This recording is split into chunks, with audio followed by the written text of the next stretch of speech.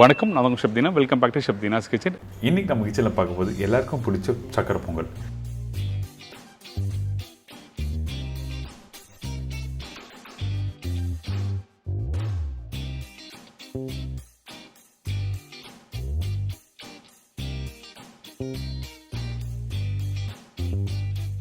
இதோட அரைச்சி விட்ட சாம்பார் எப்படி பண்ணுறது பார்க்க போகிறோம்.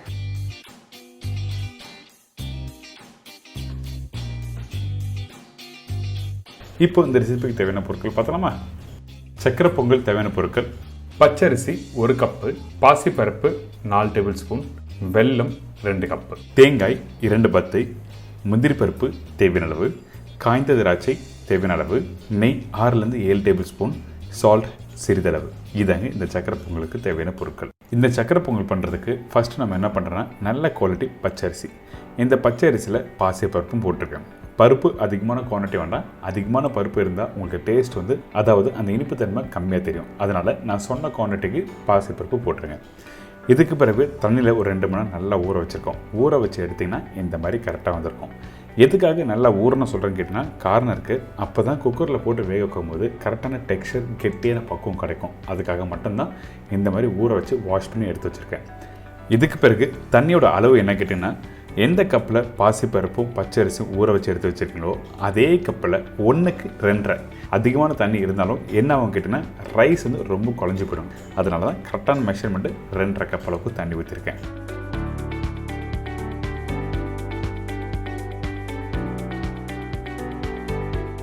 இதுக்கு பிறகு குக்கரில் போட்டிருக்கேன். குக்கரில் போட்டு மூடி போட்டு கரெக்டாக செட் பண்ணியிருக்கோம். நீங்கள் வீட்டில் விசில் வச்சு யூஸ் பண்ணும்போது 3 விசில் விட்டால் போதும்.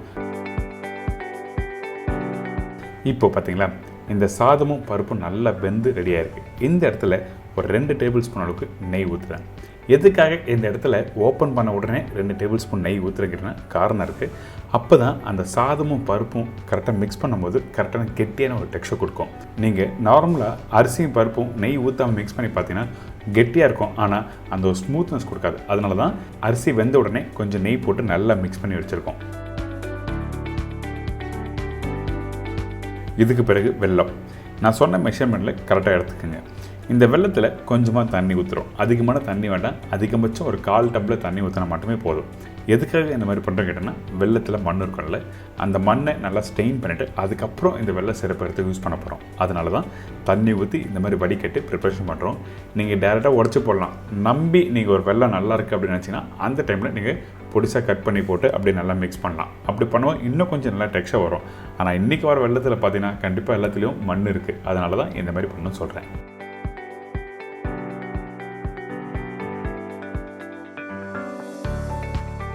இதுக்கு பிறகு நம்ம என்ன பண்ணுறோம், இந்த சாதத்தை நல்லா மிக்ஸ் பண்ணுங்கள். மிக்ஸ் பண்ணி கையில் எடுத்திங்கன்னா இன்னும் கொஞ்சம் நல்லா கெட்டியாக இருக்கும். அந்த டைமில் ரெடி பண்ணி வச்சுருக்க இந்த வெள்ளை தண்ணி இதில் ஊற்றுறோம்.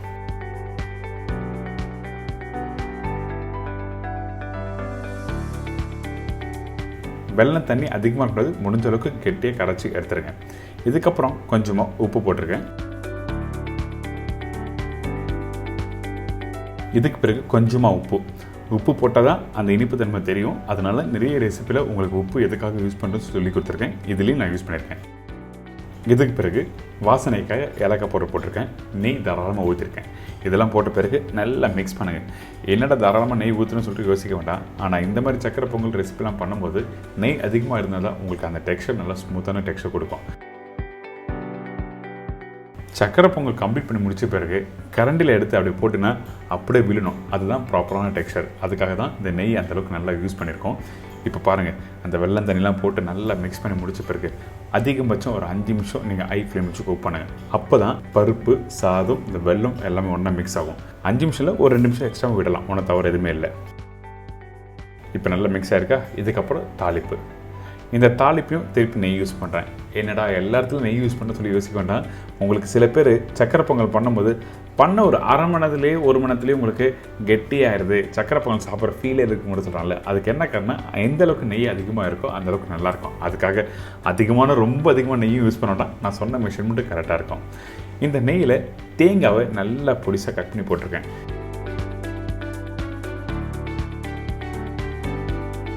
தேங்காய் கொஞ்சம் லைட்டாக கலர் வந்த பிறகு அதுக்கு பிறகு முந்திரி போடுங்க. ஏன் கேட்டினா தேங்காய் வறுக்கிறதுக்கு டைம் எடுக்கும். அதனால தான் ஃபஸ்ட்டு தேங்காய் வறுத்துட்டு முந்திரி பருப்பு போட்டிருக்கோம். முந்திரி பருப்பு கொஞ்சம் கலர் வர டைமில் இந்த காஞ்சி திராட்சை,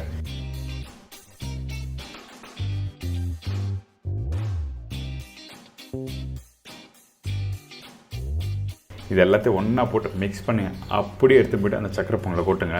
கொட்டி அப்படி மெதுவாக அப்படி மிக்ஸ் பண்ணி எடுத்து சாப்பிட்டு பாருங்கள். அடாடா மறக்கவே மாட்டீங்க, அந்தளவுக்கு பிரமாதமாக இருக்கும்.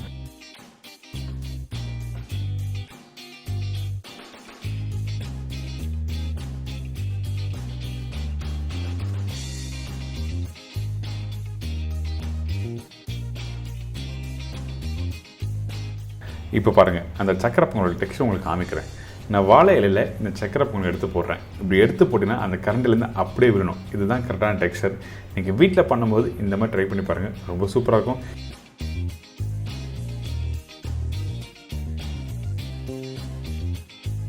இதுக்கு பிறகு ஒரு சூப்பரான அரைச்சி விட்ட சாம்பார் எப்படி பண்ணுறது பார்க்க போகிறோம்.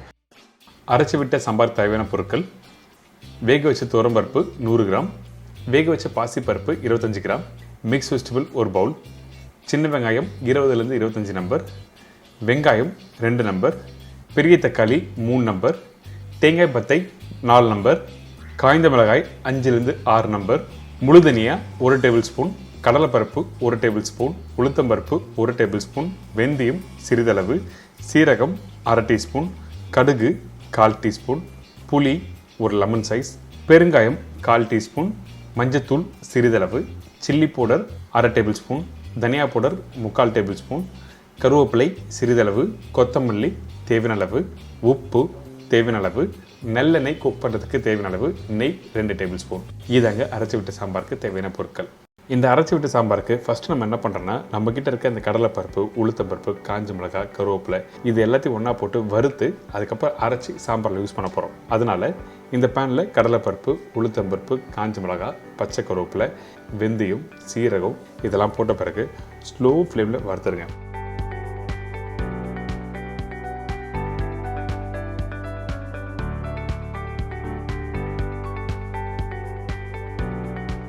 ஹை ஃப்ளேம் வச்சு வறுக்கக்கூடாது எப்போவுமே, எந்த ஒரு மசாலா நீங்கள் வீட்டில் வறுத்தாலும்.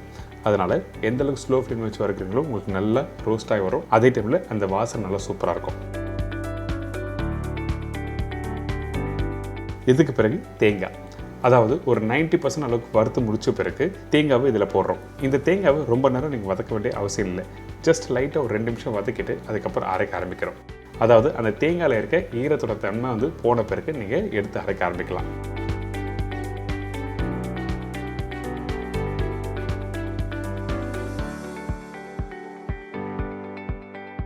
இப்போ நம்மக்கிட்ட இருக்க இந்த மிக்ஸி ஜாரில் ஏற்கனவே ரெடி பண்ணி வச்சுருக்கேன் அந்த மசாலா எல்லாத்தையும் ஒன்றா போட்டு தேவையான அளவுக்கு தண்ணி ஊற்றி அரைக்க ஆரம்பிச்சிருக்கேன். அரைக்கிற பக்குவம் என்ன கேட்டிங்கன்னா, நல்லா ஃபைன் பேஸ்ட்டாக இருக்கணும், குறைன்னு இருக்கக்கூடாது. அதாவது இந்த மாதிரி குறைன்னு இருக்கக்கூடாது சொல்ல வரேன். அதனால் தேவையான அளவுக்கு கொஞ்சமாக தண்ணி ஊற்றி நீங்கள் அப்பப்போ அரைச்சிக்க வேண்டியதான். இந்த மாதிரி கரெக்டாக அரைச்சி எடுத்துருங்க. கெட்டியாக இருக்கணும், ஃபைன் பேஸ்ட்டாக இருக்கணும், ரொம்ப இம்பார்ட்டன்ட். இதுக்கு பிறகு நம்ம என்ன பண்ணுறோம், தாளிப்பு போட்டு சாம்பார் ப்ரிப்பரேஷன் கம்ப்ளீட் பண்ண போகிறோம். அதனால் தேவையான அளவுக்கு நல்லெண்ணெய் ஊற்றின பிறகு எண்ணெய் சூடாகட்டும். அதுக்கு பிறகு கடுகு, சீரகம் தாளிப்பாக போடுறோம். இந்த கடுகு சீரகம் நல்லா பொரிஞ்சு மேலே வந்த பிறகு காஞ்ச மிளகாய் ஒரு 3 போடுங்க. அதுக்கு பிறகு சின்ன வெங்காயம். இந்த சாம்பாருக்கு சின்ன வெங்காயம் ரொம்ப இம்பார்ட்டன்ட். அதே டைமில் நார்மலாக நீங்கள் வீட்டில் சாம்பார் பண்ணும்போது பொடிசை கட் பண்ணி போடுவீங்க, அந்த மாதிரி போடாமல் இந்த மாதிரி க்யூப்ஸை கட் பண்ணி போடுங்க. வெங்காயம் நல்லாயிருக்கும். ஏங்கிட்டீங்கன்னா இந்த ப்ரிப்பரேஷன் கம்ப்ளீட் ஆன பிறகு நீங்கள் சாப்பிடும்போது அந்த வெங்காயம் முழுசாக இருக்கும் பார்த்தீங்களா, அப்போ அந்த காரத்தோட அந்த இனிப்பு தன்மை இருக்கும். இனிப்பு தன்மை சக்கரை தான் போட போதில்லை, அந்த வெங்காயம் கடிக்கும்போது அந்த இனிப்பு தன்மை தெரியும். அதனால தான் இந்த மாதிரி போடுறோம். ஸோ இந்த வெங்காயம் போட்ட பிறகு ரொம்ப நேரம் வதங்க வேண்டாம். அதிகபட்சம் 2 நிமிஷம் வதக்கிட்டு அதுக்கப்புறம் தக்காளி, அதே மாதிரி தான் தக்காளியும் கட் பண்ணி போட்டிருக்கேன். இதுக்கு பிறகு மஞ்சத்தூள் கொஞ்சமாக போட்டிருக்கோம், சில்லி பவுடர், தனியா பவுடர். நம்ம ஏற்கனவே அரைச்சி விட்ட மசாலா ரெடி பண்ணியிருக்கோமே, இது ஏன் அடிஷ்னலாக யூஸ் பண்ணணும்னு சொல்லி கேட்டிங்கன்னா, கண்டிப்பாக யூஸ் பண்ணணும்.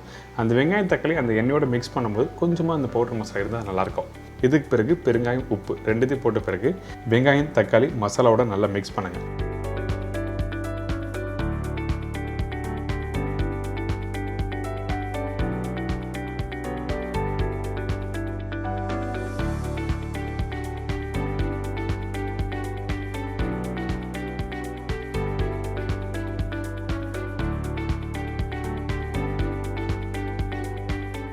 ஒரு கொதி வந்த பிறகு நம்ம என்ன பண்ணுறோன்னா கட் பண்ணி வச்சுருக்க வெஜிடபிள்ஸ் இந்த இடத்துல யூஸ் பண்ணுறோம். இந்த மிக்ஸ் வெஜிடபிள் ஒரு பவுல் சொன்னோம் பார்த்தீங்களா, அதில் என்னென்ன காய்கறி போட்டிருக்குன்னு கேட்டிங்கன்னா அவரைக்காய், மாங்காய், கேரட், பீன்ஸ், கத்திரிக்காய், முருங்கைக்காய், இந்த மாதிரி எல்லா காயும் போட்டிருக்கேன். அதே டைமில் உங்களுக்கு பிடிச்ச மாதிரி காய் வேறு எதுனா ஆட் பண்ணால் நீங்கள் போட்டுக்கலாம். இந்த காய் போட்ட பிறகு ஏற்கனவே நம்ம வதக்கி வச்சுருக்க அந்த வெங்காயம் தக்காளியோட 2 நிமிஷம் வதக்குங்க.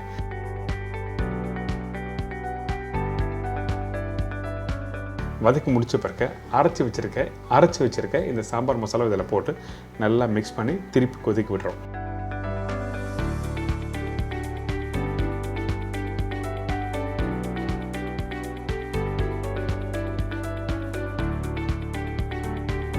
பார்த்தீங்களா, அந்த மசாலா அந்த காய்களோட மிக்ஸ் பண்ண எப்படி இருக்கு பாருங்கள். நீங்கள் மிக்ஸ் பண்ணும்போது அதோட வாசனை நல்லா வரும். ஸோ கண்டிப்பாக நீங்கள் வீட்டில் பண்ணி பாருங்கள். இந்த மெத்தட் நல்லா சூப்பராக இருக்கும்.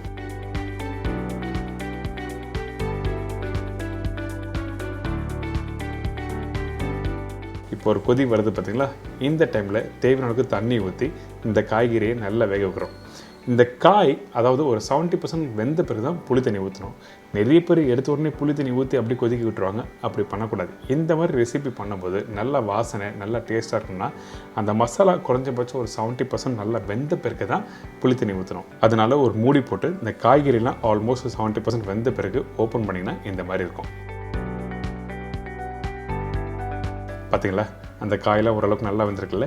இதுக்கு பிறகு நம்ம என்ன பண்ணுறோம், புளி தண்ணி ஊற்ற போகிறோம். ஸோ இதெல்லாம் வந்து ஸ்டெப் பை ஸ்டெப்பாக நீங்கள் ஃபாலோ பண்ணி பாருங்கள். கண்டிப்பாக நீங்கள் வீட்டில் வைக்கிற சாம்பார் அந்தளவுக்கு அருமையாக இருக்கும். இந்த பருப்பு இதில் யூஸ் பண்ணுற பக்குவம் ரொம்ப இம்பார்ட்டன்ட். அது எப்படி யூஸ் பண்ணுறது சொல்லி நான் காமிக்கிறேன் வீடியோவில். இப்போ நம்ம என்ன பண்ணியிருக்கோம், புளி தண்ணி ஊற்றிருக்கோம். புளி தண்ணி போட்ட பிறகு ஒரு மூடி போட்டிருக்கேன். நல்லா கொதிச்சு வட்டோம். அதுக்கு பிறகு ஓப்பன் பண்ணால் ஓரளவுக்கு அந்த புளி தண்ணியோட அந்த பச்சை வாசனையில் போயிருக்கோம். ஸோ இதுக்கு பிறகு நம்ம என்ன பண்ணுறோம், இதில் அந்த பருப்பு இதில் யூஸ் பண்ண போகிறோம். ஸோ நல்லா புரிஞ்சுக்கோங்க. ஃபஸ்ட்டு மசாலா வேகணும், அதுக்கு பிறகு புளி தண்ணி, அந்த புளி தண்ணி போட்ட பிறகு திருப்பி நல்லா கொதிக்க வேணும். அதுக்கு பிறகு தான் இந்த பருப்பு யூஸ் பண்ணுறோம். இந்த புளி தண்ணி எடுத்த உடனே ஸ்டார்டிங்கே நீங்கள் போட்டுடலாம். ஆனால் அப்படி போட்டிங்கன்னா உங்களுக்கு வெந்து வர ரொம்ப டைம் எடுக்கும். அதே டைமில் அந்த டெக்ஸ்சர் மாறிடும். அதனால தான் ஸ்டெப் பை ஸ்டெப்பாக சொல்கிறேன். இதுக்கு பிறகு இந்த பருப்பு பார்த்தீங்களா, இந்த பருப்பு நல்லா வெந்திருக்கணும். எப்போவுமே நீங்கள் வீட்டில் சாம்பார் பண்ணும்போது அந்த பருப்பு நல்லா மசிஞ்சு வந்திருக்கணும். அதனால தான் வீட்டில் என்ன பண்ணுவாங்க, பருப்பு வெந்த பிறகு மத்து போட்டு கரைஞ்சிருவாங்க. அந்த மாதிரி கரைஞ்சால் தான் உங்களுக்கு அந்த மசாலாவும் அந்த பருப்பும் சேர்த்து சாப்பிடும்போது நல்லாயிருக்கும். அதே டைமில் குவான்டிட்டியும் நல்லா கொடுக்கும். அதனால தான் நல்லா மேஷ் ஆகணும்னு சொல்கிறேன். இப்போ இந்த பருப்பு இதில் ஊற்றிருக்கேன். தேவையான அளவுக்கு தண்ணி ஊற்றி கொஞ்சம் கொத்தமல்லி போட்டு நல்லா கொதிக்க விடுங்க. கொதிக்க விடுறது என்ன பக்குவம் கேட்டிங்கன்னா, கரெக்டாக பருப்பு போட்ட பிறகு ஒரு 2 கொதி இல்லை 3 கொதி வந்த பிறகு நெய் போட்டு நீங்கள் இறக்க வேண்டியதான். பருப்பு போட்ட பிறகு ரொம்ப நாள் கொதிக்கக்கூடாது. இது ரொம்ப முக்கியமான விஷயம்.